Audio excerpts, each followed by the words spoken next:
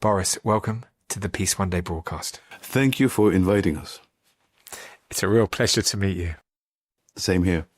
Can I ask you, Boris, firstly, about your journey? I mean, a little bit about your musical journey, but you're now here in the UK and you've left Russia. And of course, everyone knows there's been a tragic crisis going on. I wonder if you could just tell us a little bit about the journey you've been on. Well, I guess it started when I was, before school, when I started reading books, Stevenson, Conan Doyle, everything.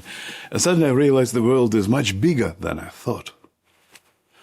And because we were locked in Soviet Union with absolutely no hope of going ever out of it. So I was listening to the music, and suddenly the Beatles came on, and all this music, and it was like eternal celebration of youth and peace and love and just beauty. And I guess that made me a little bit different than the people in my class or in my school or whatever. And so I went on trying to find the source of it. And it's not a philosophical source, it's not a geographical source. It's something within the soul that everybody has, but not a lot of people actually know about. And I'm still traveling on this road, trying to find that really means something in life. So, yeah, Boris, that makes sense. And the situation, the situation of the last few years, is obviously tragic for the people in Ukraine and of course for the innocent people who are dying on all sides. I mean, this is great, but this is happening all over the world. I mean, we're 2025, the year with more wars raging than at any time since the Second World War. Talk to me about, you've moved away from Russia now, haven't you? I mean, talk to me about that process and how that feels. No, not that I moved away.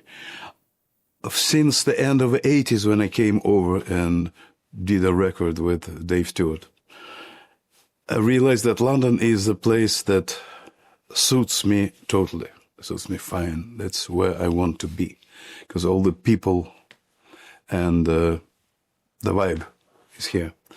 But it was physically impossible. And then gradually I started working on it, and exactly about 30 years later, I finally got together the documents and stuff to be able to move over here and live between St. Petersburg and London. Work here, play there. But then they started the war, and because I was quite open about my feelings, I couldn't go back. I was immediately declared a foreign agent, whatever it means, the enemy of the people.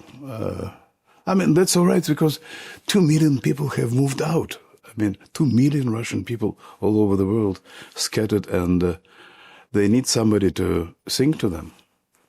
And people in Russia as well, they can listen to what we're doing online, whatever. That's the way I was listening to music when I was a teenager, only from, the radio or whatever.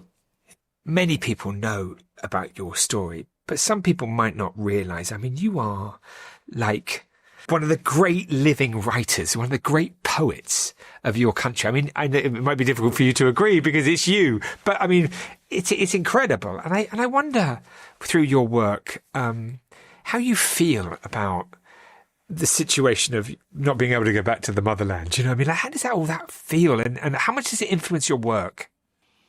That's a very interesting question, because I am questioning myself on that every day to see if it changes. And my feeling is that I'm here on this planet, in this life, and the only thing I can really do without going into politics, the only thing we can do, each one of us, is to help people whom we physically can help, who are around. Or, I can answer letters or whatever, so sing songs, paint paintings, or whatever. whatever I can do, my only mission on this planet in this life is to help other people. Never ask for whom the bell tolls. No man is an island. So I feel that. You're on a mission. I feel a similar thing. I mean, we have had different lives, but it's you have a privilege. You have this responsibility. You're free. You can eat. You feel a sort of sense of I'm just going to do everything that I can to inspire, to inform, to engage through my work, through my art, through my spoken word, through my writings. That's it, is it? I was introduced to you because of Dave Stewart, is our dear friend. 25 years ago, he helped me and encouraged me, and we did some music together, first ever concert. Tell me about what you've done with Dave. That was a long time ago. That was the end of the 80s, and I was let out of Russia to record a song or an album. And I was going around states, meeting different people, and I was totally in love with Eurythmics at that time. So can you imagine my surprise when I'm sitting in LA one day and this friend of mine says, oh, by the way, Dave Stewart is around the corner, next house. I said, can you take me to Dave? Can I just, grab his hand, whatever. And so we went to this little studio and we did a little music. And then I had a contract by the time with CBS, Columbia, and they said, well, we're going to find a producer for you. I said, no, you don't need to find me a producer because Dave Stewart is there and I would like him to produce me. And at first Dave, as far as I know, was not certain. And then gradually we came to agreement, and he said, yeah, okay.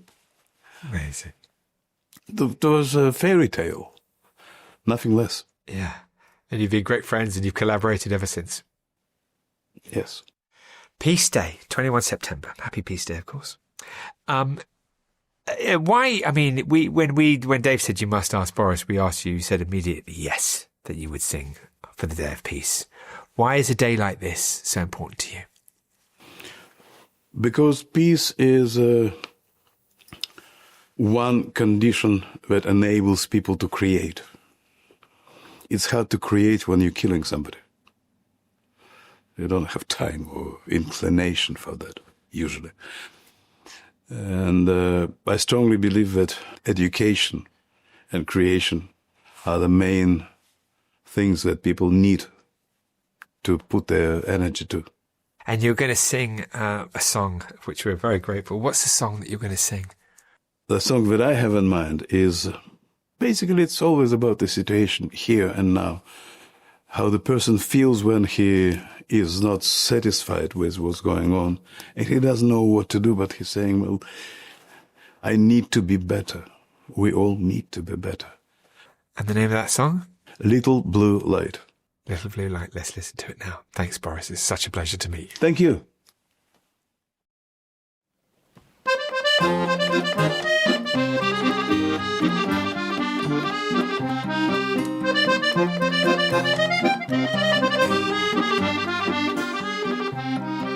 Черный ветер гудит над мостами, черной гарью покрыта земля. Незнакомые смотрят волками, один из них может быть я. Моя жизнь дребезжит, как дрезина, могла бы лететь мотыльком. Моя смерть ездит в черной машине с голубым огоньком.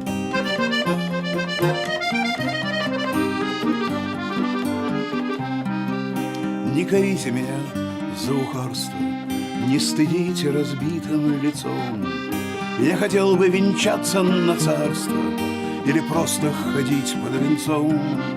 Но не купишь судьбы в магазине, не прижжешь ей хвоста угольком. Моя смерть ездит в черной машине с голубым огоньком.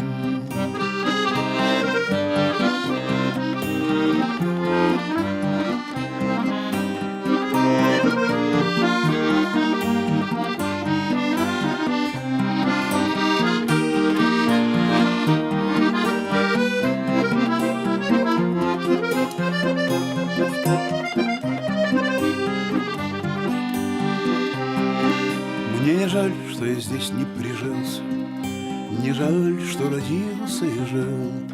Попадись мне, кто все так придумал, я бы сам его здесь придушил. Только поздно, мы все на вершине, и теперь только вниз босиком. Моя смерть ездит в черной машине с голубым огоньком. Моя смерть ездит в черной машине с голубым огоньком. Been amazing. Thank you. That was beautiful.